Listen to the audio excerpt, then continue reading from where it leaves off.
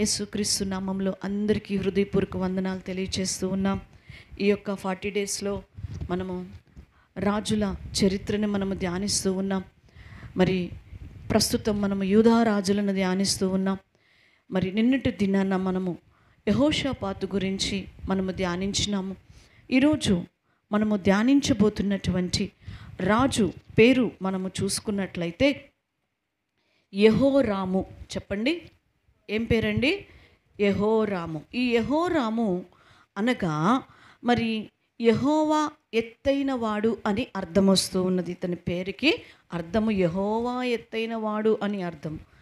అయితే ఈ యొక్క యెహోరాము గురించి పరిశుద్ధ గ్రంథములో దినవృత్తాంతాల 2వ గ్రంథములో 21వ అధ్యాయములో ఇతను మనకు కనిపిస్తాడు. ఆ తరువాత రాజుల 2వ గ్రంథము 8వ అధ్యాయములో ఇతను మనకి కనిపిస్తాడు. ఇతన్ని మనము ఈ 2 గ్రంథాలలో, ఈ 2 అధ్యాయాలలో మనం చూడగలుగుతూ ఉంటాం. దినవృత్తాంతాల 2వ గ్రంథం 21వ అధ్యాయములోను, రాజుల 2వ గ్రంథం 8వ అధ్యాయములోను మనము చూడగలుగుతూ ఉంటాం. మరి ఇతను గురించి నేను ధ్యానిస్తూ ఉన్నప్పుడు మిగతా రాజులందరికీ కంటే కూడా ఇతను కొంచెం ఒక డిఫరెంట్ కింగ్గా నాకు కనిపిస్తూ వచ్చాడు. నా మటుకు ఒక్కొక్క రాజులో ఉన్నటువంటి ఒక్కొక్క లోపము మనల్ని హెచ్చరిస్తూ ఉంటూ ఉన్నది. ఒక్కొక్క రాజు దేవుని కొరకు నిలబడిన విధానాన్ని కూడా మనకి సవాల్ చేస్తూ ఉన్నది. ఈరోజు ఈ రాజు చాలా విచిత్రమైనటువంటి రాజుగా నాకు కనిపిస్తూ వచ్చాడు. నేను ధ్యానిస్తూ ఉన్నప్పుడు నాకు అనిపించింది, అమ్మో ఇతనిలో అంటే జనరల్గా మనము ఇంతవరకు ఎట్లా చదువుకుంటూ వస్తున్నామంటే స్టార్టింగ్ నిలబడ్డారు, మధ్యలోకి వచ్చేసరికి కొంచెం పడిపోయారు, ఇట్లా మనం ధ్యానిస్తూ వచ్చాం.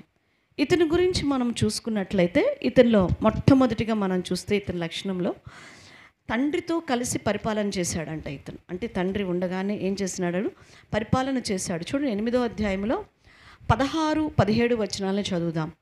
ఆహాబు కుమారుడును ఇశ్రాయేలు వారికి రాజునైన యెహోరాము ఏలుబడిలో 5వ సంవత్సరమందు యెహోషాపాతు యూదారాజై ఉండగా యూదారాజైన యెహోషాపాతు కుమారుడైన యెహోరాము ఏలనారంభించును. అంటే ఆ రాజు ఉండగానే ఇతను ఏం చేస్తూ ఉన్నాడంటే రాజ్యమును అతడు ఏలనారంభించినప్పుడు 32 ఏండ్ల వాడై ఉండి యెరూషలేమందు 8 సంవత్సరములు ఏలెను కదండి. మరి ఇతని గురించి మనం చూస్తూ ఉన్నాము. ఇతను తండ్రితో కలిసి పరిపాలించాడంట. యెహోషాపాతు అంటే జనరల్గా మనం ఇప్పటివరకు చదువుకుంటూ వచ్చిన రాజులు వారి తండ్రి చనిపోయిన తర్వాత ఆ సింహాసనాన్ని ఎక్కటాన్ని మనం చూస్తూ ఉన్నాం కదా. ఇతను తండ్రితో కలిసి పరిపాలించినటువంటి వాడిగా చూస్తూ ఉన్నాం. మనము శరీర సంబంధమైన అర్థం తీసుకొనవద్దు, కానీ ఆత్మ సంబంధంగా మనం ఆలోచిస్తే నాకు అనిపించింది, రేపు మనం కూడా మన యేసుప్రభు వారు చెప్పారు కదా, రేపు మీరు నాతో కలిసి మరి ఏం తీర్చబోతూ ఉన్నాము? తీర్పు తీర్చబోతూ ఉన్నాం తండ్రితో కలిసి కదా. తండ్రితో కలిసి మనం ఉండబోతూ ఉన్నాం, తండ్రితో కలిసి తీర్పు తీర్చబోతూ ఉన్నాం. మరి ఆ కృప దేవుడు ఆయన బిడ్డలమైన మనకి కూడా అనుగ్రహించాడు. ఆయన అయితే ఈలోక సంబంధమైనటువంటి మనుషులకి తీర్పు తీరుస్తూ న్యాయం చేస్తూ తండ్రితో కలిసి ఉన్నాడేమో రాజు కావటానికి ముందే. కానీ మన దేవుడైతే ఆత్మ సంబంధంగా పరలోక రాజ్యములో మన తండ్రి అయిన దేవునితో కలిసి మనము తీర్పు తీర్చబోతూ ఉన్నాం, న్యాయం తీర్చబోతూ ఉన్నామని దేవుడు మనకి సెలవిస్తూ వచ్చాడు. మరి ఇతని యొక్క జీవితాన్ని మనం చూసుకున్నట్లయితే ఇతను తండ్రి చనిపోయిన తర్వాత ఇతను సింహాసనాన్ని ఎక్కించారంట, రాజును చేశారు. జనరల్గా మనము చాలా వరకు ఏం చదువుకున్నామంటే రాజులైన తర్వాత విగ్రహాలని పడగొట్టేశారు, దేవుడికి ఇష్టం లేని వాటిని ఫస్ట్ తీసేశారు అనేటువంటి విషయాన్ని కొంతవరకు మనం ధ్యానిస్తూ వచ్చాం. ఇతను చాలా వెరైటీగా ఉన్నాడని ఇందాకే చెప్పాను. ఇతను రాజైన వెంటనే అంట ఏం చేశాడు అంటే దినవృత్తాంతాల 2వ గ్రంథంలో 21వ అధ్యాయంలో మనం చదువుకున్నట్లయితే 4వ వచనాన్ని ఒకసారి మనం చదువుకుందాం. యెహోరాము తన తండ్రి రాజ్యమును ఏలనారంభించినప్పుడు తన్ను స్థిరపరచుకొని తన సహోదరులందరినీ ఇజ్రాయేలీల అధిపతులలో కొందరిని ఏం చేశాడంట? చంపేశాడంట. ఎప్పుడు? స్థిరపడ్డాక. అసలు ఎంత దారుణమైన మాటో చూడండి. సింహాసనం ఎక్కి స్థిరపడ్డాడు. అంటే ఎక్కగానే కాదు, ఓకే ఇది ఎవరికంటే నీదే, ఈ సింహాసనం ఎవరిది, నీదే అని చెప్పగానే మరి ఆ యొక్క సింహాసనం మీద కూర్చుని అతను స్థిరపడిపోయిన తర్వాత, ఓకే ఇక ఈ సింహాసనాన్ని నాది ఎవరు తీసేయలేరు, ఇది ఈ రాజ్యము నాదే, ఇక నేను స్థిరపరచబడ్డా, నేనున్నంత వరకు ఇది నాదే అని దాన్ని స్థిరపరచుకొని బలపరుచుకున్న తర్వాత ఏం చేశాడు అంటే, ఆ సింహాసనం మీదకి మరలా ఎవరైనా తన సహోదరులు ఎక్కుతారేమో అని అనుకొని తన యొక్క జీవితంలో తన సహోదరులందరిని ఏం చేశాడంటండి, చంపేశాడంటండి. ఇశ్రాయేలులో ఉన్న అధిపతులను కూడా అందరినీ చంపేశాడంట, కొంతమందిని. అంటే తనకు నచ్చిన అధిపతులను పెట్టుకోవటం కొరకు ఆ అధిపతులందరినీ, ఇష్టం లేని వారందరినీ కూడా ఏం చేశాడంట, చంపేసినట్లుగా చూస్తూ ఉన్నాం. ఎంత క్రూరమైనటువంటి ఆలోచన కలిగిన వాడో చూడండి ఈ రాజు. ఈ యొక్క యెహోరాము ఎంత భయంకరమైనటువంటి ఆలోచన కలిగి ఉన్నాడండి. స్థిరపరచబడిన తర్వాత తోడబుట్టినటువంటి వాళ్ళని, సహోదరులని చంపేశాడండి. పెద్దలని చంపేశాడు, అధిపతులు అధికారులని. దేవుడు నీ పై అధికారికి ఏమై ఉండమన్నాడు, లోబడి ఉండమని చెప్తూ ఉన్నాడు. అధిపతులందరినీ కూడా చంపేసేశాడు. నిన్ను వలే నీ పొరుగువారిని ప్రేమించమన్నాడు. సహోదరుల ఐక్యత కలిగి నివసించుట ఎంత మేలు, ఎంత మనోహరమని దేవుడు చెప్తూ ఉన్నాడు. అయితే తోడబుట్టిన వాళ్ళని చంపటానికి అతనికి ఎలా మనసు వచ్చిందో తెలియదండి. కొంతమంది ఇలానే ఉంటారు, ఈ స్వభావం కలిగిన వాళ్ళు. చాలామంది మనం లోకంలో కూడా చూస్తూ ఉంటాం. స్థిరపడిన తర్వాత తోడబుట్టిన వాళ్ళని పట్టించుకోరు. కుటుంబంలో చాలామంది ఒక వ్యక్తిని చదివించుకుంటూ ఉంటారు. అందరినీ చదివించుకోలేని వాళ్ళు కొంతమంది ఒకళ్ళని చదివించుకుంటే వాళ్ళు చదువుకున్న తర్వాత ఉన్నత స్థితికి వెళ్ళిపోయిన తర్వాత అందరిని ఏం చేస్తూ ఉంటారు, మర్చిపోతూ ఉంటారు. ప్రియ సంగమా, ఈరోజు నీ జీవితంలో కూడా ప్రభువు నిన్ను హెచ్చించిన తర్వాత పేదరికంలో, దరిద్రతలో ఉన్న నీ బంధువుల్ని, నీ స్నేహితుల్ని పట్టించుకోకుండా ఉంటున్నావేమో. అమ్మో వారిని కలుసుకుంటే డబ్బులు ఇవ్వాల్సి వచ్చిద్ది, వాళ్ళతో మాట్లాడితే ఏదన్నా పెట్టాల్సి వచ్చిద్ది, వాళ్ళ దగ్గరికి వెళితే అనవసరంగా మనము ఏదన్నా ఇవ్వాల్సి వస్తుంది అని వాళ్ళని కంప్లీట్గా నీ జీవితంలో అవాయిడ్ చేసేసావేమో. ఈరోజు దేవుడు నిన్ను ఆశీర్వదించాడని దిక్కులేని వాళ్ళ దగ్గరికి నువ్వు వెళ్లకుండా నీకంటే ఉన్నతంగా ఉన్నటువంటి బంధువుల దగ్గరికి నువ్వు పరిగెత్తుకుంటూ వెళుతున్నావేమో. జాగ్రత్త, అది దేవుని మనసు కాదు, అది దేవుని మనసు కాదు అని నువ్వు గ్రహించు. దేవుడు చెప్తున్నాడు, నిజమైన భక్తి ఏదనగా దిక్కులేని వారిని, అనాథులను, విధవరాండ్రలను పోషించటం, పరామర్శించటం అని దేవుడు చెప్తూ ఉన్నాడు. నీవు స్థిరపడిన తర్వాత నీలో ఈ గర్వం వచ్చేసిందేమో, నీకంటే గొప్ప వారితో స్నేహం చేసేస్తూ ఉన్నావేమో, నీకంటే అధికంగా ఉన్నత స్థితిలో అబ్బా వీళ్ళతో స్నేహం చేస్తే నాకు కూడా పేరు వస్తుంది, వీళ్ళతో స్నేహం చేస్తే రాజకీయ నాయకులతో నాకు పరిచయం అవుతుంది, వీళ్ళతో స్నేహం చేస్తే డబ్బుండోళ్ళతో నాకు కూడా ఫ్రెండ్షిప్ పెరిగిద్ది అని నీకంటే తక్కువగా ఉన్నారని నీ బంధువులను వదిలేసావేమో, నీ తోడబుట్టిన వాళ్ళని వదిలేసావేమో. పెళ్ళైన తర్వాత భార్యలు వచ్చేసి చీల్చేస్తూ ఉంటారు. కొన్ని కుటుంబాల్లో చూస్తూ ఉంటాం. తన సహోదరుడు పేదరికంలో ఉన్నప్పుడు సహాయం చేస్తామనుకుంటే, నీ తమ్ముళ్ళు సంపాదించుకోలేరా, నీ అన్నలు సంపాదించుకోలేరా, మాకు తీసుకెళ్ళి పెడతారేంటి అని వాళ్ళని ఏం చేస్తుంటారు, వేరు చేస్తుంటారు. ఒక తల్లి గర్భంలో పుట్టిన వాళ్ళు, ఒక తల్లి పాలు తాగి పెరిగిన వారు, ఒక తండ్రి రక్తము చేత పెంచబడిన వాళ్ళు కలిసి మెలిసి ఆ తల్లి ఆ తండ్రి ఒకే బట్టలు కొనిస్తారు, వాళ్ళు భేదము చూపరు, ఒకే చోటకి తీసుకువెళ్తారు, ఒకే విధముగా పెంచుతారు. వీళ్ళు రాగానే భేదాలు స్టార్ట్ అవుతాయి. వాళ్ళకి ఎందుకు పెట్టాలి, వీళ్ళకి ఎందుకు పెట్టాలి, వాళ్ళకి ఎందుకు పెట్టకూడదు, వీళ్ళకి ఎందుకు పెట్టకూడదు, ఇది భేదాలు వచ్చేసేసి తండ్రులకి తలనొప్పి అయిపోతూ ఉన్నారు, తల్లిదండ్రులకి. ప్రియ సంగమా, నువ్వు కూడా స్థిరపడిన తర్వాత ఇలాంటి దౌర్భాగ్యపు ఆలోచనలు నీకు వస్తున్నాయేమో. జాగ్రత్త. నీ చేతనైనంత మటుకు దేవుడు అంటున్నాడు, నీ దగ్గర నువ్వు ఇవ్వగలిగింది నీ దగ్గర ఉన్నప్పుడు ఇవ్వకుండా నీ గుప్పిడిని నువ్వు బిగబెట్టబాక, అది వెనక దాచిపెట్టబాక అంటున్నాడు దేవుడు. ఈరోజు విరివిగా ఇవ్వటం నేర్చుకో. ఎంత భయంకరమైన ఆలోచన, ఎలాగా చంపేశాడండి, ఎంత క్రూరంగా అందరినీ చంపేశాడండి. ఒకవేళ నువ్వు కూడా కఠినత్వమైన మాటలతో వాళ్ళని మాట్లాడుతున్నప్పుడు రెండోసారి నీ దగ్గరికి వాళ్ళు రాబుద్ది కావట్లేదేమో. విరిచేసే మాట వాళ్ళు మాట్లాడతారు. ఇప్పుడు చంపాల్సిన అవసరం లేదు, చంపేటువంటి ఒక మాట వదిలేస్తూ ఉంటారు. ఆ మాటనికి వీళ్ళ హృదయంలో గుచ్చుకొని, నా స్థితిని బట్టి కదా వీళ్ళు ఇలా మాట్లాడుతున్నారు, వద్దు వీళ్ళ ఇళ్ళకి వెళ్ళకూడదు. మా బాల్య దినములో మేము కూడా ఎన్నోసార్లు ఎంతోమంది కుటుంబాలకు వెళ్ళేవాళ్ళం కాదు, వెళ్ళలా. బంధువులు అనబడిన ఇళ్ళకి దగ్గరికి అస్సలు వెళ్ళేవాళ్ళం కాదు ఎక్కువ. ఎందుకంటే ఏదో ఒక వ్యంగ్యమైనటువంటి ఒక మాట మాట్లాడుతూ ఉండేవాళ్ళు. మేము పేదవారమే, చిన్న గుడిసెలో బ్రతికినటువంటి దాన్నే, తాగుబోతోడే మా తండ్రి.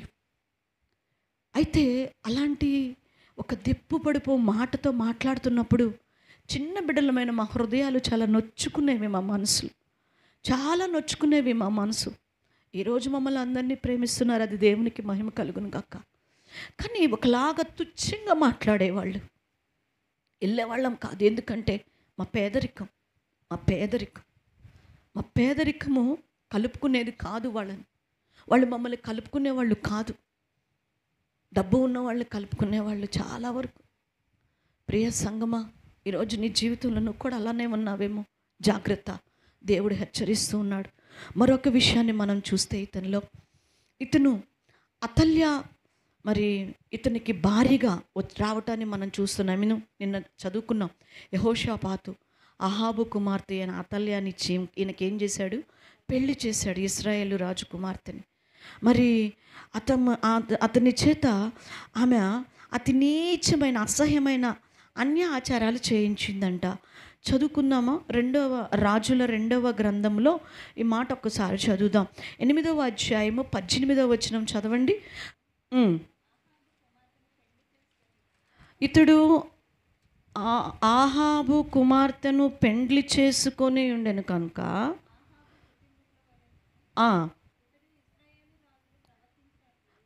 ఆహాబు కుటుంబీకుల వలనే ఇతడును ఇజ్రాయేలు రాజులు ప్రవర్తించుచు యెహోవా దృష్టికి చెడుతనము జరిగించును. ఎలా ప్రవర్తించాడంట? ఇశ్రాయేలు రాజు అయిన ఆహాబు ప్రవర్తించిన ఎంత క్రూరుడో జస్ట్ మీకు కొంచెం టూకీగా చెప్పారు. రేపు ఇశ్రాయేలీల రాజులు వచ్చినప్పుడు అతని గురించి వస్తుంది. ఊరికే కొంచెం మచ్చుకి చెప్పాను నేను. ఎంత కన్నింగ్ నేచర్ కలిగినటువంటి వాడు కదా, కుటిల బుద్ధి కలిగిన వాడుగా, కపట హృదయం కలిగిన వాడిగా అతన్ని చూస్తున్నాము. బహు విగ్రహారాధికుడిగా చూస్తూ ఉన్నాము. అలాంటి అతను ఆ యొక్క భార్య చెప్పినట్లుగా మరి దేవునికి ఇష్టము లేనటువంటి యెహోవా దృష్టికి చెడు నడతను జరిగించెను. ఎవరి ప్రోత్సాహము, ఎవరి ప్రవర్తన? తన భార్య ఆమెను పెండ్లి చేసుకొనటం వలన. ప్రియ దేవుని బిడ్డ, ఈరోజు నువ్వు ఏ ఇంట్లో నువ్వు అడుగు పెడుతూ ఉన్నావో ఆ ఇంటి వారు రక్షణను చూసుదురుగాక. హల్లెలూయా. అంతేకాని నిన్ను బట్టి ఆ ఇంట్లో నువ్వు అడుగు పెట్టిన వెంటనే వారి కుటుంబంలో ఉన్న సమాధానము, వారి కుటుంబంలో ఉన్న దేవుని భయము, పరిశుద్ధత, దేవుని కొరకు నిలబడిన అవిశ్వాసము పోగొట్టబాక. నువ్వు వెళ్ళి చెత్త ఆచారాలు ఆ ఇంట్లోకి తీసుకొని వెళ్ళిపోతూ ఉంటారు. వారు బిలీవర్స్, ఎంతగానో ఆత్మచేత నింపబడిన వారు.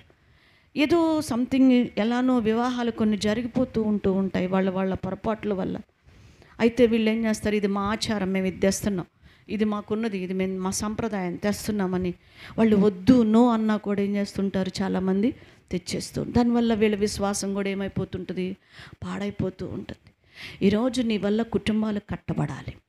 ఒకవేళ బిలీవర్ అయిన భార్య నీ కుటుంబంలో ఉన్నదేమో, నువ్వు చెత్త ఆచారాలు నీకు చెప్తున్నాం, అత్తలకి చెప్తున్నాం, అత్త మామలకి చెప్తూ ఉన్నాం, బంధువులకి చెప్తున్నాం. పిచ్చి ఆచారాలు, పిచ్చి నమ్మకాలు నీ కోడళ్ళ మీద, నీ కుటుంబాల మీద రుద్దబాక. వారు విశ్వాసముతో బ్రతుకుతున్నారు, బ్రతకనివ్వు. వారు దేవుని చేత ఆశీర్వదించబడిన వారిగా బ్రతుకటానికి ఇష్టపడుతున్నారు.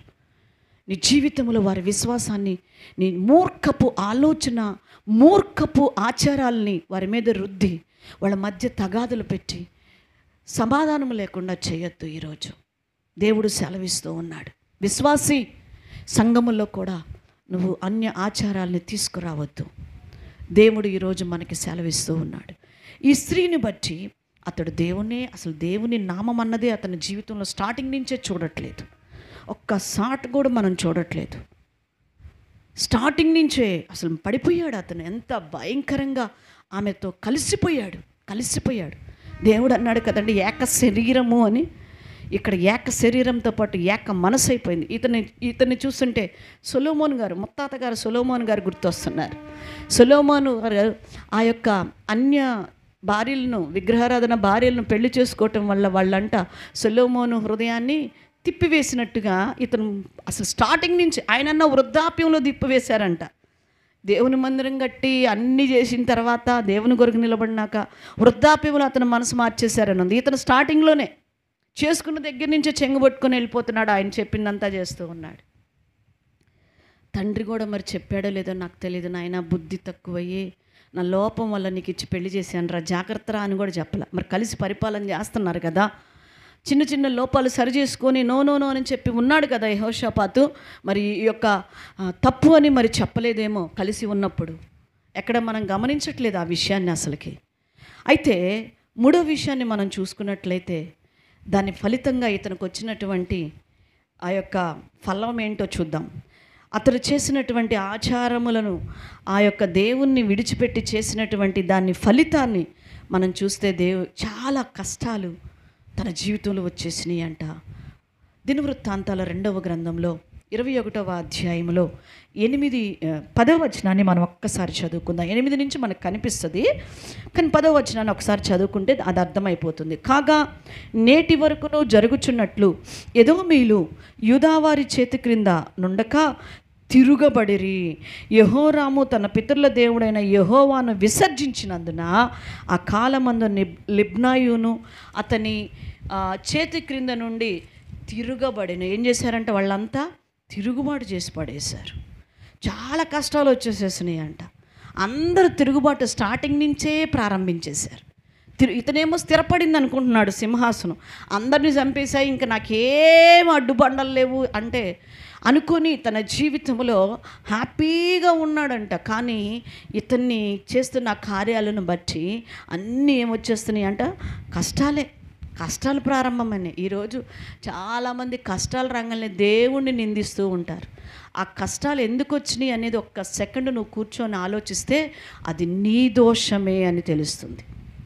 యోనా ఎంత నిద్రమొత్తుడైనా, ఎంత దేవుని చిత్తం చేయకుండా పోయి పడుకుంటున్నా అడుగు బాగాన తుఫాన్ ఎందుకు వచ్చిందో ఆయనకు తెలుసు. హల్లెలూయా. ఒక గ్రహింపు ఉంది. నిద్రపోతున్నాడు, నిజమే, నిద్రమొత్తు కలిగి ఉన్నాడు. దేవుని మాట వినకుండా నువ్వు నినివేకి వెళ్ళు అంటే తర్షీషుకి వెళ్ళిపోతున్నాడు, చాపిగా పడుకున్నాడు. సముద్రం అంత పెద్ద తుఫాను వచ్చేస్తుంది. అయితే అతనికి అది ఎందుకు వచ్చిందో ఆయనకి బాగా తెలుసు. వచ్చి అంటున్నాడు, ఈ తుఫాను నా వల్లే వచ్చింది, ఈ నష్టం నాదే, నన్ను బడేయండి ఎత్తి, ఇది నా తప్పు అంటున్నాడు. మరి నీ తప్పు నువ్వు గ్రహించవేంటి? ఎదుటి వాళ్ళ మీద వేస్తావు, దేవుడి మీద వేస్తావు. దేవుడు ఏం చేస్తున్నాడు అంటావు, దేవుడిని తిడుతుంటావు, దేవుడు మేలు చేయలేదంటావు, దేవుడు మా అప్పులు తీర్చలేదంటావు, దేవుడు మా భర్తను మార్చట్లేదంటావు, భార్యను మార్చలేదంటావు, పిల్లల్ని మార్చలేదంటావు. కానీ నీలో ఉన్న లోపాన్ని ఎందుకు సరిచేసుకోవట్లేదు? లోపమును నీవు సరిచేసుకున్న తర్వాత కదా దేవుడు ఆ కార్యము చేసేది. నీలో లోపమును అలానే పెట్టుకుంటున్నావు. దేవుడు ఏమంటున్నాడు, నీ కంటిలో దూలం పెట్టుకొని ఎదురువాడి కంట్లో ఏం చూస్తున్నావు? నలుసు చూస్తున్నావు, నలుసు చూస్తున్నావు. నీ కంట్లో దూలాలే ఉన్నాయి. నీ భర్తలో నీకు నలుసు కనిపిస్తుంది, నీ పిల్లల్లో నలుసు కనిపిస్తుంది, నీ కుటుంబంలో నలుసు కనిపిస్తుంది, సంఘములో నలుసులు చూస్తున్నావు, కానీ నీలో దూలమే ఉంది. ఆ దూలాన్ని మనం సరిచేసుకున్నప్పుడు దేవుడు కార్యాలు చేస్తాడు. దేవుడు గొప్ప కార్యాలు మన జీవితంలో చేస్తాడు. అందువల్లే కదా అనేకులు ఏమైపోతున్నారు, కష్టాల పాలైపోతున్నారు, నెమ్మది లేని వారు అయిపోతూ ఉన్నారు, సమృద్ధి జీవితం వారిలో ఉండట్లేదు. మరి ఈరోజు నీ జీవితంలో కూడా అందుకేనేమో పరిశీలించుకో ఈ రాత్రి ఒక్కసారి. ఏ దాచబడిన పాపము నీకు తెలిసి కూడా దాచి పాతి పెట్టేసిన పాపాలు ఎన్నున్నాయో ఒకసారి పరిశీలన చేసుకో. ఒప్పుకో, దేవుని దగ్గర సరి చేసుకో.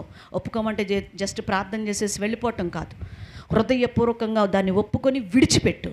అప్పుడు దేవుని కనికరం నీ మీదకి వస్తుంది. హల్లెలూయా. మరొక విషయాన్ని మనం చూద్దాం.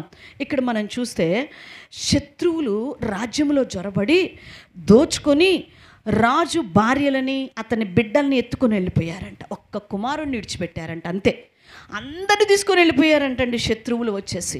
దినవృత్తాంతాల 2వ గ్రంథంలోనే 21వ అధ్యాయంలో 16-17 వచనాల్లో మనం చదువుకుంటాం. చూడండి. మరియు యెహోవా యెహోరాము మీదకి ఫిలిష్తీయులను, కుషీయుల చెరువనున్న అరబీయులను రేపగా వారు యూదా దేశము మీదకి వచ్చి దానిలో నుండి చొరబడి రాజనగరునందు దొరికిన సమస్త పదార్థములను అతని కుమారులను భార్యలను పట్టుకొని పోయిరి. అతని కుమారులలో కనిష్ఠుడైన యెహోయాహాజు తప్ప అతనికి ఒక్క కుమారుడైనను విడువబడలేదు. ఇది అంతయు అయిన తరువాత యెహోవా కుదరచాలని వ్యాధి చేత అతని ఉదరమమ్మతను. చూడండి ఎలాంటి పరిస్థితికి అతను వెళ్ళిపోయాడు అంటే, అన్నీ దోచుకొని వెళ్ళిపోయారంట. మొత్తం దోచుకొని వెళ్ళిపోయారు. ఈరోజు నువ్వు అనుకుంటున్నావు ఎందుకు దోచుకుంటున్నారు? దేవునికి లోబడక, జీవము కలిగిన దేవుడు నీకు ఇచ్చిన దాన్ని జీవము లేనివి ఇచ్చినవని నువ్వు నమ్మి మనుషులను, బొమ్మలను, ఆచారములను ఆచరిస్తున్నావు కాబట్టే ఈరోజు దోచుకొనబడుతున్నావు. నువ్వు యెరూషలేమును విడిచిపెట్టి యెరికోకు వస్తున్నాడు కాబట్టే దోచుకొనబడ్డాడంట. అతను దోచుకొనబడ్డాడు. ఎందుకు దోచుకుంటున్నాడు? అపవాది నీ దగ్గర నుంచి.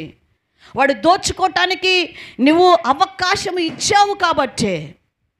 వాడు గర్జించు సింహము వలె ఎలాగున్నాడంట, ఎవరిని మృంగుదమా అని పరిగెత్తుతున్నాడు. ఎప్పుడు మింగేద్దాం, ఎప్పుడు దోచుకుందాం నీ కుటుంబాన్ని, నీ బిడ్డల్ని ఎప్పుడు లాగుదాం లోకంలోకి, ఎప్పుడు నీ బిడ్డలకు కూడా ఒక మంచి పేరు. ఏంటది? అబ్బా వీడు కూడా తయారయ్యాడమ్మా, తక్కువైనాడు కదా, అబ్బా ఏమో అనుకున్నాము, ఏమో కూడా తయారయ్యిందమ్మా, అమ్మో ఇలా పిల్లలు ఏదో అనుకున్నాం, పెద్ద పక్క పిల్లల గురించి అన్నారే, ఆ పిల్లల గురించి అన్నారే, ఈ పిల్లలు కూడా ఎట్టయిపోయారు, పెద్ద ప్రార్థనా పొర్రాలు అన్నారే, ఆమె చూడాలి ఆయన నెట్ అయిపోయిందో, వాళ్ళ ఆయన నెట్ట చూస్తుందో. అబ్బా అంటే దోచేసుకున్నాడు. నీ సాక్ష్యాన్ని దోచేసుకున్నాడు, నీ పరిశుద్ధతని దోచేసుకున్నాడు.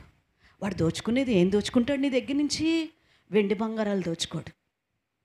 నీకు రోజు రోజుకి బాగానే ఎత్తుంటాడు, డబ్బు ఎత్తుంటాడు. తీసుకో డబ్బు, తీసుకో ధనము, తీసుకో లోక సంబంధమైన పేరు, తీసుకో లోక సంబంధమైన బంధువులు, అన్నీ ఉంచుకో.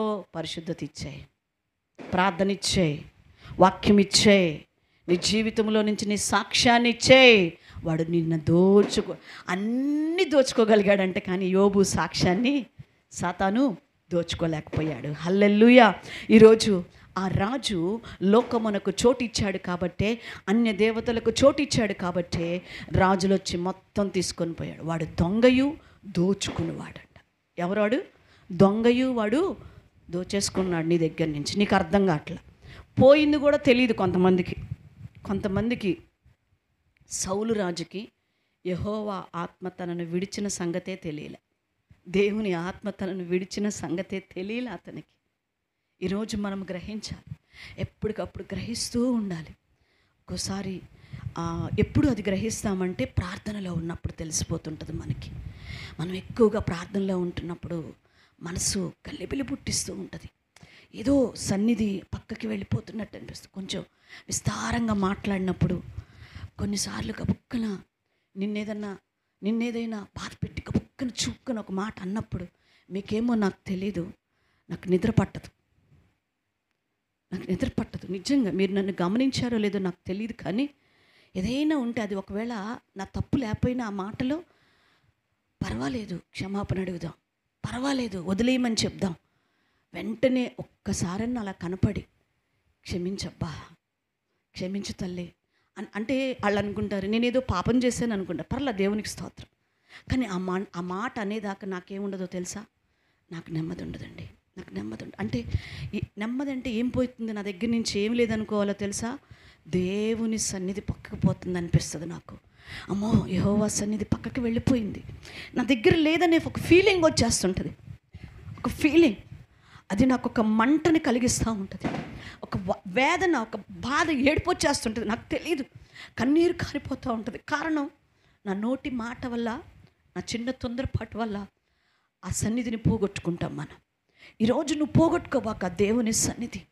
చూడకూడని దృశ్యాలు చూడటం వల్ల దేవుని సన్నిధి వెళ్ళిపోతుంది. పొద్దున్నే లెగుస్తున్నావు, దేవుని దగ్గర బిగ్గరగా ప్రార్థన చేస్తున్నావు, మంచిది. ఇంకా దేవుడు నిన్ను అలాంటి ప్రార్థనలోకి నడిపించును కాక. అయిపోయిన తర్వాత ఏం చేస్తున్నావు? ఎక్కడ చోటిస్తున్నావు? ఏం చూస్తున్నావు? టీవీలో ఏం చూస్తున్నావు? ఫోనుల్లో ఏం మాట్లాడుతున్నావు? వ్యక్తులతోటి పోగొట్టుకుంటున్నావు దేవుని సన్నిధి. నిద్ర మేలుకొని ప్రార్థన చేయటం వల్ల, వేకుజామున లేచి గోజాడుకోవటం వల్ల ప్రతిఫలం ఏది మనకి? ఉపవాస ప్రార్థనలో ప్రభువుతో పెనుగులాడటం వల్ల ఫలితం ఏది మనకి? అయిపోయిన తర్వాత మనం వెళ్ళిపోయి లోకంతో కలిసిపోతూ ఉన్నాం. దానివల్ల మనము కూడా దొంగిలించబడుతున్నాడు. అపవాది మన దగ్గర నుంచి తీసుకుంటున్నాడు. ఏంటో తెలుసా? దేవుని సన్నిధిని నీ దగ్గర నుంచి లాగేసుకుంటున్నాడు. పరిశుద్ధతని పోతుంది, ఆయాసం పెంచుకుంటున్నావు, కోపం పెంచుకుంటున్నావు, ఇతరుల మీద రకరకాల ఆలోచనలు పెంచేసుకుంటున్నావు. బహు జాగ్రత్తగా మనం ఉండాలి. మరొక విషయాన్ని చూద్దాం. అంత భయంకరమైన దుస్థితిలో ఉంటే దేవుడంట ఒక అవకాశాన్ని ఇచ్చాడు. నేను మీకు ఎప్పుడు చెప్తూ ఉంటా, దేవుడు ఒక వ్యక్తికి అవకాశం ఇవ్వకుండా తీసుకోడు. అయితే అది దేవుని మహాకృప. ఒక్కొక్కరికి ఒక్కసారే ఉంటుంది, ఒకరికి 2 సార్లు. ఎన్నిసార్లు ఉంటుందో నాకు తెలియదు. ఇన్నిసార్లు ఉంటుందని మాత్రం ఎక్కడ రాయబడలే. ఆహాబుకి దగ్గర మాత్రం ఆహాబు కాదు, ఆయన పేరేంటి?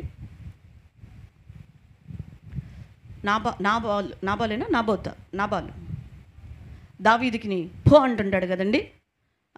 అబిగయలి భర్త అయినటువంటి నాబాలు అతని దగ్గర మాత్రం ఒకసారి టైం ఇచ్చాడు. అంతకుముందు ఎన్నిసార్లు ఇచ్చాడో రాయబడలేదు, కానీ ఒక 10 days టైం ఇచ్చాడు. ఒప్పుకోలే. ఏం చేశాడంట? ఏమొచ్చేసింది? హార్ట్ అటాక్, స్ట్రోక్ వచ్చింది. గుండె పగిలిపోయింది. గుండె పగిలి చచ్చిపోయినట్టుగా చూస్తూ ఉన్నాం. ఈరోజు దేవుడు మనందరికి కూడా ఒక అవకాశం ఇస్తూ ఉన్నాడు. మరొక అవకాశం ఉంటుందో లేదో నేనైతే చెప్పలేను. సౌలుకు కూడా పలుమార్లు అవకాశం ఇచ్చాడు దేవుడు. దావీదుకి ఇచ్చాడు, చక్కగా సరిదిద్దుకున్నాడు. సొలొమోనుకి ఇచ్చాడు, సరిదిద్దుకోలే. తర్వాత రాజులకి ఇచ్చారు. యెహోషాపాతు నిన్న చదువుకున్నాం, ఆయనకు అవకాశం ఇచ్చాడు. కొంచెం ఫస్ట్ కొద్దిగా తద్దన భజ్జన పడ్డా, తర్వాత ఏం చేసుకున్నాడు? సరి చేసుకున్నాడు. నో అని చెప్పేసేసాడు. మరి నువ్వేం చేస్తావో నాకు తెలియదు. చూడు, నా రాజు చెప్తే ఇతనేం చేశాడంటే, దినవృత్తాంతాల 2వ గ్రంథంలో 21వ అధ్యాయంలో 12వ వచనాన్ని చదువుకుందాం. అంతటా ప్రవక్త అయిన ఏలియా, ఏ సేవకుడు పంపించాడు? ఏలియా గారిని పంపించాడండి ఈయన దగ్గరికి. ఒక పత్రిక వ్రాసి అతని యొద్దకు పంపెను. నీ పితరుడగు దావీదునకు దేవుడైన యెహోవా సెలవిచ్చినదేమనగా, నీవు నీ తండ్రి అయిన యెహోషాపాతు మార్గములందైనను యూదారాజైన ఆసా మార్గములందైనను నడవక, ఇజ్రాయేలు రాజుల మార్గమందు నడచి ఆహాబు సంతతి వారి చేసిన వ్యభిచారముల చొప్పున యూదాను యెరూషలేము కాపురస్తులను వ్యభిచరింపచేసి నీకంటే యోగ్యులైన నీ తండ్రి సంతతి వారగు నీ సహోదరులను నీవు చంపి ఉన్నావు. కాబట్టి గొప్ప తెగులు చేత యెహోవా నీ జనులను, నీ పిల్లలను, నీ భార్యలను, నీ వస్తువాహములన్నిటినీ మొత్తును. నీవు ఉదరమున వ్యాధి కలిగి మిక్కిలి రోగువై ఉందువు. దినక్రమేణా ఆ వ్యాధి చేత నీ పేగులు పడిపో. ఎంత బాగా క్లియర్గా చెప్పాడండి, రాసి పంపించి. చాలా క్లియర్గా దేవుడు రాశాడండి. కానీ ఎక్కడ పశ్చాత్తాపడినట్టుగా చూడట్ల. ఒక పేపర్ మీద ఇప్పుడు ఊరికే అనుకుందాం, నిజంగానే దేవుడు ఒక సేవకురాలుగా లేకపోతే ఒక పేపర్ మీద రాసి, అమ్మా నీకు ఇది జరగబోతుంది, జాగ్రత్త, దేవుడు చెప్పాడు, నీతో చెప్పమన్నాడు అని నేను నీకు ఇచ్చాను అనుకో, ఏం చేయాలి? చూసావా పాస్టరమ్మా నా మీదకి ఏమొచ్చిద్దని చెబుతుందో, ప్రార్థన చేసిద్దని చెప్పమంటే, నాకు ఇట్లాంటి అప్పులన్నీ అని చెప్పమంటే, ప్రార్థన చేయమంటే, ఏదో ప్రార్థన చేస్తుంది కదా పాస్టరమ్మ నేను చెబితే చూడు ఎట్ట చెబుతుందో, నా గురించి ఎట్రాసి పంపించిందో. ప్రియమైన దేవుని బిడ్డలారా, ఇట్లానే ఉన్నది లోకం. సరిచేసుకునేవారు ఏమైపోయారు? తక్కువైపోయారు. ఈ యొక్క యెహోరాములానే గ్రహింపు లేకుండా, నాకేంటి, నా బలం ఉంది, నాకేంటి, నేను రాజునే అనే అహంకారముతో ఉన్నాడండి. అహంకారముతో ఉన్నాడు. ప్రియమైన దేవుని బిడ్డలారా, ఈరోజు నీ జీవితంలో కూడా దేవుని సేవకులు కానీ వాక్యము ద్వారా కానీ నీతో మాట్లాడుతూ ఉన్నప్పుడు గ్రహించు. సేవకులు చెప్పినది వాక్యానుసారముగా ఉన్నదో లేదో కూడా గ్రహించి లోబడు. నేను మరలా చెప్తున్నాను, తెస్సలోనిక సంఘస్థులు పౌలు గారు బోధించిన తర్వాత వాక్యం అలాగా ఉన్నదో లేదో ఏం చేస్తూ వచ్చారంట, పరిశీలన చేసి లోబడ్డారు. నిన్ను వెంటనే లోబడమంటలా, వాక్యము ఉందా లేదా, చెప్తున్నారా లేదా, లోబడు. ఒక యవనస్తురాలు, ఒక సేవకుడు చెప్పాడంట, ఒక మారు మనసు లేదు, బాప్తీసం తీసుకోవాలా, రక్షణ లేనటువంటి వ్యక్తిని పెళ్లి చేసుకో, దేవుని చిత్తం అన్నాడంట. అసలు వాక్యం ఏం చెప్తుంది నాకు అర్థం కాలంటే, నేను దైవజనులని తప్పు పట్టే అంతటి దాన్ని కాదు, వారు నాకంటే శ్రేష్ఠులు, ప్రార్థనాపరులు, గొప్ప పరిచర్య, పెద్ద పెద్ద సంఘాలు ఉన్నటువంటి వారు. నేను వారిని తప్పు పట్టట్లేదు, కానీ నాకు ఈ వాక్యము విన్నప్పుడు గుర్తు వచ్చింది. వాక్యం ఏం చెప్తుంది, చీకటికి వెలుగుకి పొత్తు లేదు, అవునా? విశ్వాసకి అవిశ్వాసకి చాలా క్లియర్గా ఉంది కదా. విశ్వాసకి పెద్ద నువ్వేమన్నా పోటు, మనం ఏమన్నా పెద్ద అసలు యేసుప్రభు అంతటిగా వెళ్ళిపోయి వెంటనే వాక్యం చెప్పగల మారిపోతారా వాళ్ళు? కాదు కదా, అంత లేదు కదా. కానీ ఆ సేవకుడు చెప్పిన ఒక్క మాటను బట్టి అవిశ్వాసి అసలు దేవుని అసలు అంతా వేరుగా ఉన్న వ్యక్తిని చేసేసుకున్నారు. ఏముంది ఇప్పుడు? నెమ్మది లేదు. ఆస్తిపాస్తులు ఉండటం వల్ల ప్రయోజనం ఏముందండి? ఏమున్నదండి? కుటుంబంలో అన్నీ ఉన్నాయి కానీ హృదయంలో ఏమి లేదు, సంతోషం లేదు, నెమ్మది లేదు. ఆ యొక్క దేవుని సన్నిధిని అనుభవించలేకపోతున్నామని బాధపడుతూ ఉన్నారు. ఈరోజు నీ జీవితంలో బహు జాగ్రత్తగా నీ ఉండాలని దేవుని యొక్క వాక్యం నీకు సెలవిస్తూ ఉన్నది. ఈరోజు దేనితో పడితే దాంతో నువ్వు పొత్తు పెట్టుకోవద్దు. సేవకులు చెప్పినప్పుడు వాక్యం అలా ఉన్నదా లేదో కూడా గ్రహించి నేను లోబడమంటున్నా. ఈవెన్ నాతో సహా నేను మీకు దేవుని వాక్యమును అందిస్తున్నప్పుడు వాక్యం అలాగా ఉన్నదో లేదో పరిశీలన చేసుకొని అప్పుడు రాయి వేయటానికి ప్రయత్నం చేయండి. పరిశీలన చేసుకొని లోబడటానికి ప్రయత్నం చేయండి. రాయి పరిశీలించుకోకుండా రాయి వేయకూడదు. లోబడమని నేను చెప్పట్లేదు. ఏం చేసుకోండి, వాక్యాన్ని పరిశీలించుకోవాలంటే మనం ఏం చదువుకొని ఉండాలి? వాక్యం తెలిసి ఉండాలి. మనకి తెలియకపోతే అమ్మ దేవుని వాక్యం ఏం చెప్తుంది అని బాగా వాక్యం తెలిసిన వాళ్ళు ఏం చేయాలి? అడిగన్నా తెలుసుకోవాలంటే, చదువు రాక తెలియని వాళ్ళు ఉంటే, అలాంటి సహోదరులు ఉంటే అడిగి చెప్పించుకోవాలి కదా. మంచిది. దేవుడు ఏం చెప్పేశాడు? లోబడకపోతే ఏమైపోద్ది అన్నాడు? మొత్తేస్తానన్నాడు. అంతే, మొత్తేశాడు. ఉదరమును అంటే ఏంటి? ఉదరము పొట్టను మొత్తాడంట. మీకు అర్థమవుతుందా? మనకు వచ్చేటువంటి వ్యాధులు మామూలుగా ఉండవు. ఒక్కోసారి జనాలకు వచ్చేయి, మనం అనుకుంటాం ఏందో తిన్నారు ఏదో కాదు. ఉదరమును మొత్తితే జిగట విరోచనాలను బట్టి ఆ వ్యాధి బలమైపోయి మరణించాడంట. జిగట విరోచనాలు ఉదరం మీద కొట్టాడు దేవుడు, ఉదరం మీద వేశాడు. చూడండి, దినవృత్తాంతాలు 2వ గ్రంథం 21వ అధ్యాయంలో 18, 19. ఇది అంతయు అయిన తరువాత యెహోవా కుదరచాలని వ్యాధి చేత అతనిని ఉదరమున మొత్తినందున 2 సంవత్సరములు వ్యాధి బలమగుచూ వచ్చి ఆ వ్యాధి చేత అతని పేగులు పడిపోయి బహువేదన నొందుచు అతడు మరణమాయను. అది జిగట విరోచనాలు అని ఉంటుందండి. కావాలి అంటే మీరు తర్వాత కొన్ని వేరే బైబిల్ లాంగ్వేజెస్లో మీరు చదువుకుంటే అది అర్థమవుతూ ఉంటుంది. జిగట విరోచనాలు బట్టి ఆ వ్యాధి రోజుకి బలం. ఎన్ని సంవత్సరాలు పడ్డాడంటే ఆ వ్యాధితోటి? 2 years. అంటే 2 సంవత్సరాలు దేవుడు అవకాశం ఇచ్చాడా లేదా? మరణ పడకలో కూడా ఎన్ని సంవత్సరాలు ఇచ్చాడు దేవుడు? ఒక్కసారన్నా పశ్చాత్తాపట్టం చూడట్లేదు. 2 yearsలో ఒక్కసారి కూడా ఏడవటం చూడలే. నేను చాలామందిని చూస్తాను, లోకంలో ఫుల్గా తిరుగుతుంటారు. ఏదన్నా అనారోగ్యం రాగానే అక్క అని ఫోన్ చేస్తారు, ప్రార్థన చేయించుకుంటారు. ప్రార్థన చేయించుకునేటప్పుడు దేవుడికి దూరం అయిపోతున్నాను, ఇక్కడి నుంచి ఉపవాస ప్రార్థన మాను, ఇక్కడి నుంచి బైబిల్ స్టడీ మాను, ఇక్కడి నుంచి పరిచర్య మాను, ఇక్కడి నుంచి నేను కూడా నీతో పాటు సేవకు వస్తాను. ఇంతమంది చెప్పుంటారు నాకు. ఇంతమంది తగ్గిన తర్వాత కొద్ది రోజులు అయిన తర్వాత మరలా వెనకటి జీవితానికి వెళ్ళిపోయారు. వెనకటి జీవితంలో కలిసిపోయారు. చాలామంది ఉన్నారు, ఒక్కరని నేను చెప్పట్లేదు. మన సంఘస్థులే కాదు, నాకు ఆత్మీయ బిడ్డలు చాలామంది ఉన్నారు. ఫోన్లు చేస్తూ ఉంటారు. చాలామంది దేవుని బిడ్డలు, కొంతమందిని రక్షణలో నడిపించిన బిడ్డలు, వేరు ఊర్లో ఉంటున్న బిడ్డలు కూడా. ప్రియ సంగమా, ఈరోజు 2 సంవత్సరాలు దేవుడు తరుణాన్ని ఇచ్చినా కూడా అతను ఏం చేసుకోలేదంట? పశ్చాత్తాపడ. అంతే, ఇక దేవుడు అతన్ని ఇక చాలు, అయిపోయింది నీ చాప్టర్ క్లోజ్. ఏమైపోయింది? నీ చాప్టర్ క్లోజ్. నీ కొండ పగల కొట్టేశా, అయిపోయింది. ఏమైపోయాడంట? చచ్చిపోయాడు.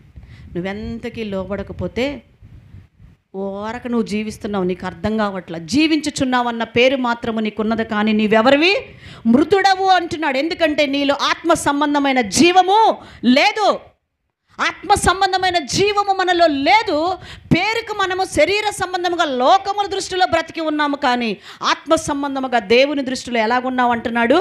చచ్చిన స్థితిలో ఉన్నావు. దేవుడు నీకు తరుణం ఇస్తున్నా, దేవుడు నీకు అవకాశం ఇస్తున్నా, ఇంకా విడిచిపెట్టేట్లా లోకాన్ని, ఇంకా విడిచిపెట్టేట్లా సీరియల్ని, ఇంకా విడిచిపెట్టేట్లా సినిమాల్ని. కొంచెము టైం దొరికితే పనిచేసి వచ్చి అలసిపోయానని మంచం మీద పడుకొని టీవీ నొక్కొని చూస్తున్నావే కానీ అయ్యో ప్రార్థన ఉంది, అయ్యో అలసిపోయాను, నా కుటుంబం కోసం ప్రార్థన చేయలేదు, నా కోసం ప్రార్థన చేసుకోలేదు ప్రభువా అని ఒక్కసారన్నా ప్రార్థన చేసావా? ప్రార్థనకు అవకాశం ఇచ్చా? దేవుని వాక్యం వినటానికి అవకాశం ఇచ్చా? బైబిల్ చదవడానికి అవకాశం ఇచ్చా? బైబిల్ చదవకుండా పరిగెత్తుతున్నాం కదా, పనులకి వెళ్ళిపోతున్నాం కదా, మన జీవితాలకి.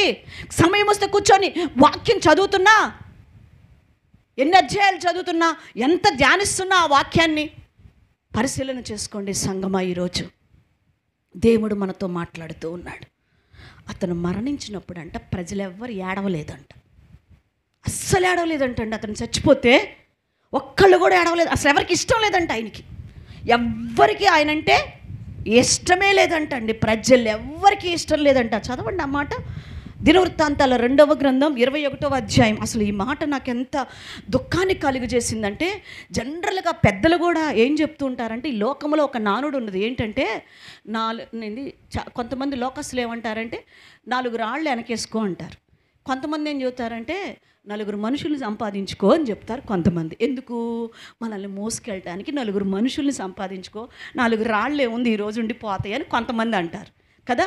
4 మనుషులు, ఇతనికి 4 మనుషులు కూడా లేరండి ఇతనికి అంత్యక్రియలు చేయటానికి. చదవండి 21వ అధ్యాయం 20వ వచనం.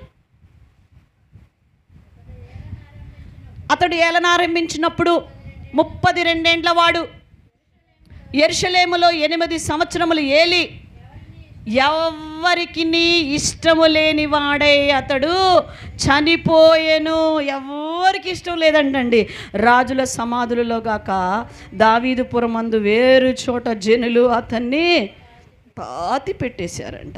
ఆ పైన 19వ వచనం చివరిలో అతని జనులు అతని పితరులకు చేసిన ఉత్తర క్రియలు, అంటే చేయాల్సిన కొన్ని క్రియలు చేయకుండా తీసుకెళ్ళి పడేశారు అంతే.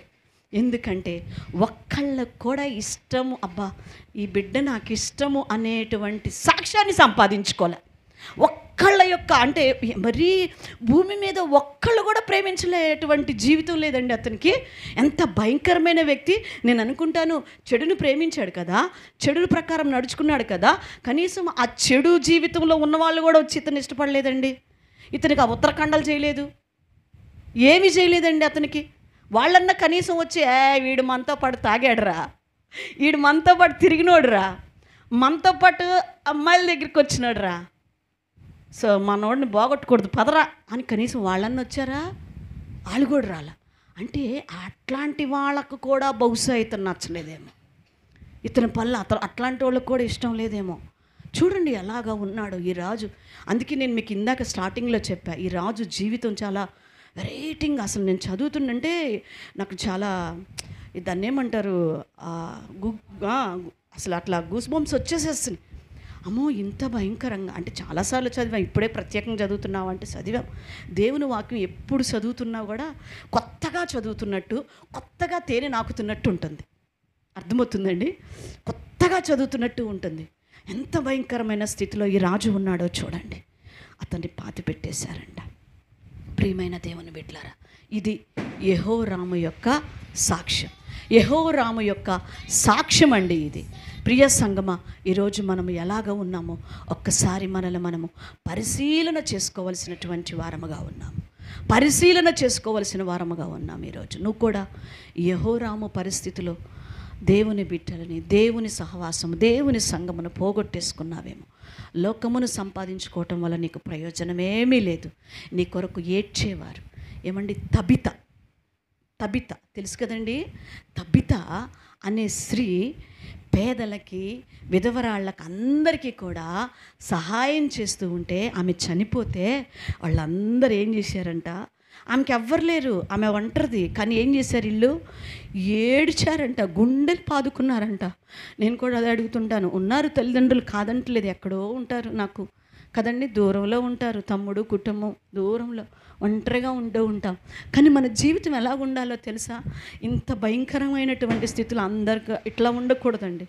తబిత చనిపోతే వాళ్ళందరూ ఏడ్చారంటండి. అయ్యో, మా ప్రియమైన బిడ్డను పోగొట్టుకున్నాం, ఎలా అయినా బ్రతికించాలని సేవకుడి దగ్గరికి పరిగెత్తారంట, పేతురు దగ్గరికి. రాయ్యా తెచ్చి, అయ్యా ఇదిగో నాకు ఈ సహాయం చేసిందయ్యా, నాకు అన్నం పెట్టిందయ్యా, నా కోసం ఇలా ప్రార్థన చేసిందయ్యా, నాకు అది చేసిందయ్యా అని చెప్పితే ఆ పేతురు వాళ్ళ మాటలు, వాళ్ళ కన్నీరు చూసి కరిగిపోయి, బాబోయ్ ఇలాంటి ఆమె చనిపోవటం ఏంటి, ఇలాంటి వాళ్ళు కొద్ది కాలం భూమి మీద ఉండాలని ప్రార్థన చేస్తే సప్పని లేసుకొచ్చిందంట తబిత. హల్లెలూయా! చచ్చిపోయినామని బ్రతికించింది వాళ్ళ కన్నీరండి.